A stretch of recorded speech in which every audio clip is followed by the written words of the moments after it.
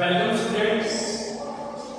Today we are going to start the new topic, that is socialization and value education through physical education.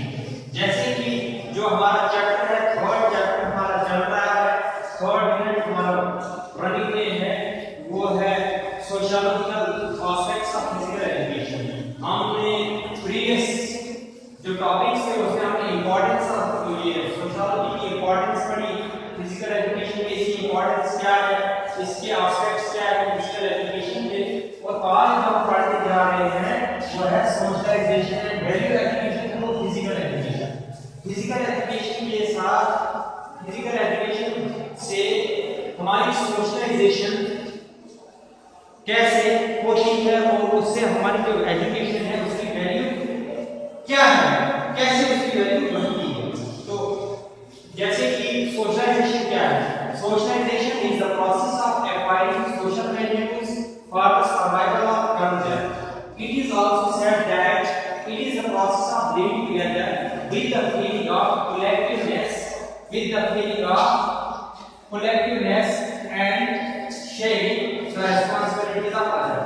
बच्चों जैसे कि हमने society के बारे में पढ़ा था, एक इंडिविजुअल को सोसाइटी में अपने आप को कैसे रिप्रेजेंट करना है, उसमें बहुत सारी क्वालिटीज होनी चाहिए तभी जाके वो सोसाइटी में अपने आप को रिप्रेजेंट कर सकता है। तो ये सोशलाइजेशन जो एक ऐसा प्रोसेस है जो हमें क्या समाज में रहने की जो वैल्यूज है, एक इंडिविजुअल में वो वैल्यूज होनी चाहिए, जो अगर उस इंडिविजुअल में वो वैल्यूज होंगी तभी जाके वो सर्वाइव कर सकता है सोसाइटी में और वहां की तहजीब को वो समझ सकता है, वहां की कल्चर को वो समझ सकता है। It also said that it is a process of living together.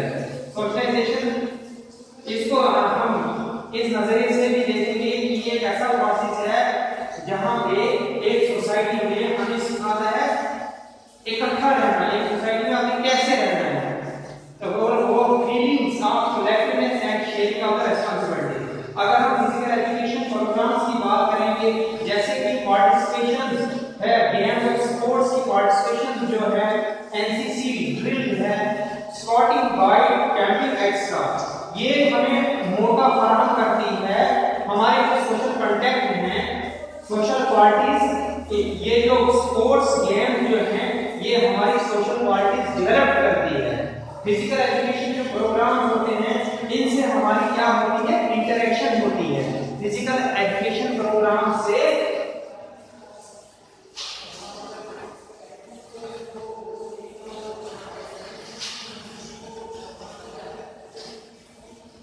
Physical education जो फिजिकल एजुकेशन प्रोग्राम्स हैं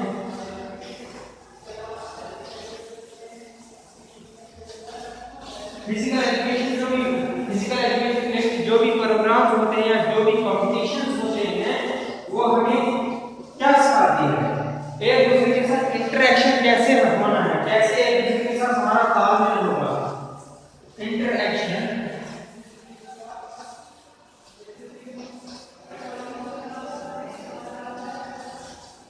देखो बच्चों हम गेम्स की बात करेंगे तो और कोई भी कंपटीशन होता है तो वहां पे डिफरेंट टाइप्स के प्लेयर्स आपको मिलेंगे।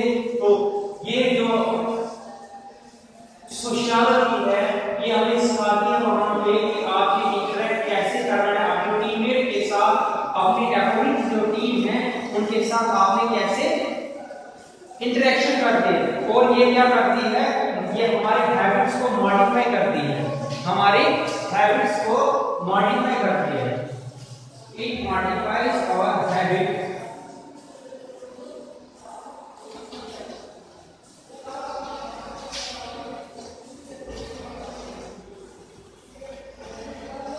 ये हमारे हैबिट्स को मॉडिफाई करती है।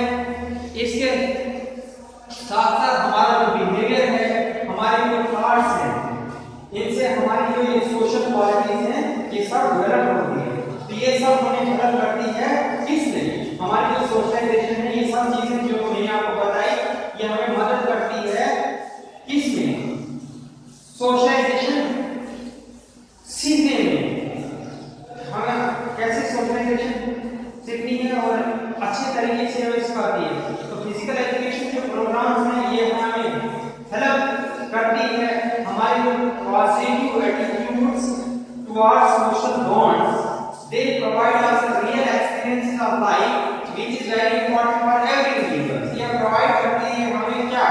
ऐसे एक्सपीरियंसेस जो हमारी लाइफ के लिए बहुत जरूरी है, हर इंडिविजुअल की लाइफ के लिए बहुत जरूरी है।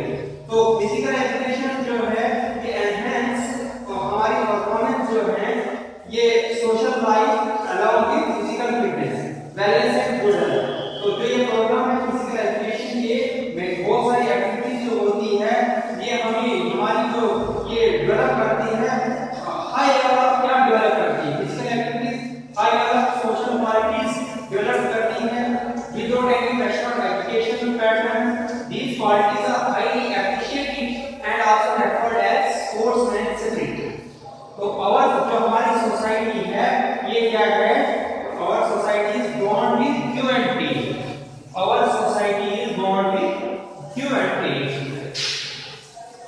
Our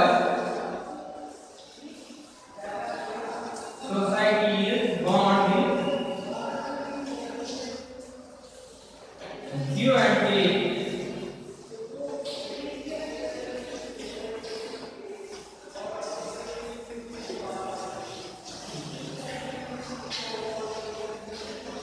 Give and take attitude। This give and take is also found in play field। ये give and take का जो वर्ड है ये लेना और देना जो ये है हमारी सोसाइटी में, तो ये कहाँ पे भी देखने में पाया जाता है जहाँ पे प्लेयर्स हेल्प करते हैं एक दूसरे को और अगर एक दूसरे की हेल्प से तो बेटर परफॉर्म करते हैं, अपनी परफॉर्मेंस अच्छी देते हैं। किसके लिए वो परफॉर्मेंस जो होती है वो किसके लिए होती है कि उनको सक्सेस मिले और कोई भी कंपटीशन है उसमें विन पाने उसमें जीतने के लिए। तो उसके लिए क्या होना चाहिए, जो भी टीममेट्स होते हैं उनमें क्या होना चाहिए, कलेक्टिव एफर्ट्स की जरूरत होती है वहां पे। तो वो सब कलेक्टिव एफर्ट्स वहां पे लगाते हैं तभी जाके वो हेल्पफुल वो सक्सेसफुल जो रिजल्ट आ जाता है। तो इसके बाद हम इसी का एक ये आगे जो हम पढ़ने जा रहे हैं वो है लीडरशिप।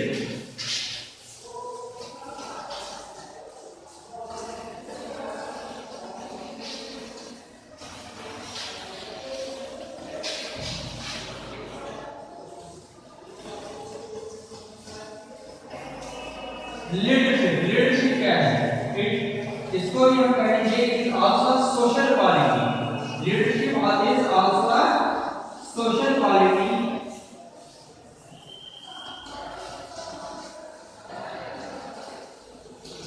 लीडरशिप जो है ये भी क्या है, सोशल क्वालिटीज है। ये कहां पे पाई जाती है, among people of various ages different. अगर एक हम सोसाइटी की बात करेंगे तो एक सोसाइटी में आपको मुख्तलिफ किस्म के लोग मिलेंगे, मुख्तलिफ कल्चर के लोग, मुख्तलिफ कास्ट के लोग वहां पे मिलेंगे। तो अगर हम इसका डिक्शनरी मीनिंग वर्ड लीडर का है तो leader is one who direct others. Leader किसको कहते हैं, लीडर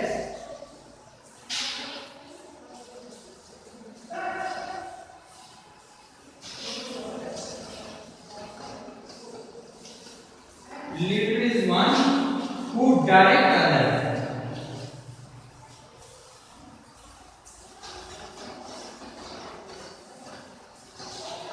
जैसे कि बच्चों आपको पता है अगर कोई भी काम हम करते हैं तो हर एक काम करने का जो तरीका होता है, जो काम करवाता है वो कौन करवाता है, लीडर करवाता है। जैसे कि हम स्कूल की बात करेंगे, स्कूल की मैनेजमेंट की बात करेंगे तो स्कूल कौन चलाता है, मैनेजिंग डायरेक्टर होता है, प्रिंसिपल होता है, तो वो हेड ऑफ इंस्टीट्यूशंस होते हैं तो हम लीडर्स कहते हैं। तो उनकी सुपरविजन में, उनकी डायरेक्शन में जो भी काम होता है तो उसको लीडरशिप कहते हैं।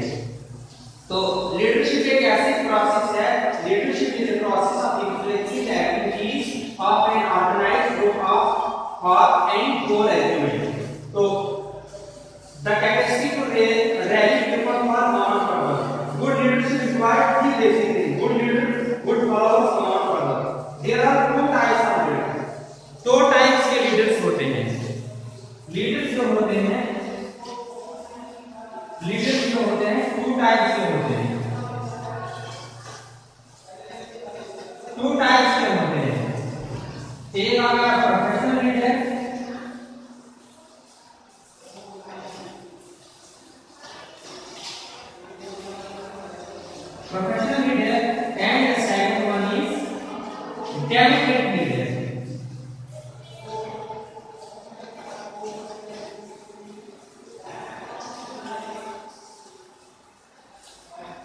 अब ये प्रोफेशनल लीडर्स होते हैं और डेमोक्रेटिक लीडर्स कौन से होते हैं? जो प्रोफेशनल लीडर्स होते हैं, professional leaders is that who earn the quality of leadership by becoming a teacher. जैसे कि एक टीचर है, वो क्या है? प्रोफेशनल लीडर है। ऑफिसर्स हैं, वो भी प्रोफेशनल लीडर कहलाते हैं। एडमिनिस्ट्रेटर्स और मैनेजर्स, ये क्या है? प्रोफेशनल लीडर्स हैं। फिर अगर डेमोक्रेटिक लीडर्स जिनको इसमें भी दो टाइप्स के हैं डेमोक्रेटिक लीडर्स, जिनको लोग चुनते हैं, जिनको लोग बनाते हैं, जैसे एमएलएस हैं, एमपीज हैं, इनको लोग चुनते हैं, इनको कहते हैं डेमोक्रेटिक लीडर्स।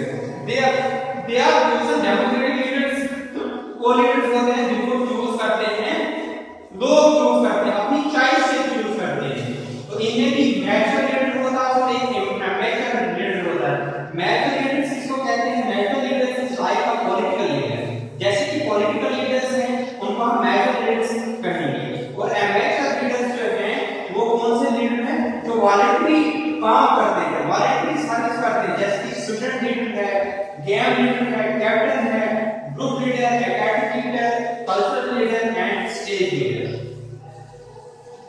अब आपको पता है इसके आगे, जैसे कि हमारी जो डेमोक्रेटिक सोसाइटी है, हर एक का यहाँ पे राइट है कि वो everyone has the right to be a leader in any field of his interest. अपने इंटरेस्ट से उसका राइट है, वो अपनी लीडरशिप कर सकता है।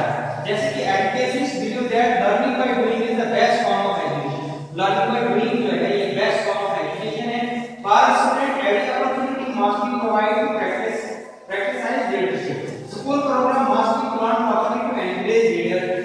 जैसे कि आपके स्कूल में जो सीआर क्लास रिप्रेजेंटेटिव्स होते हैं, तो उनको एनकरेज किया जाता है, तो टीचर्स एनकरेज करते हैं।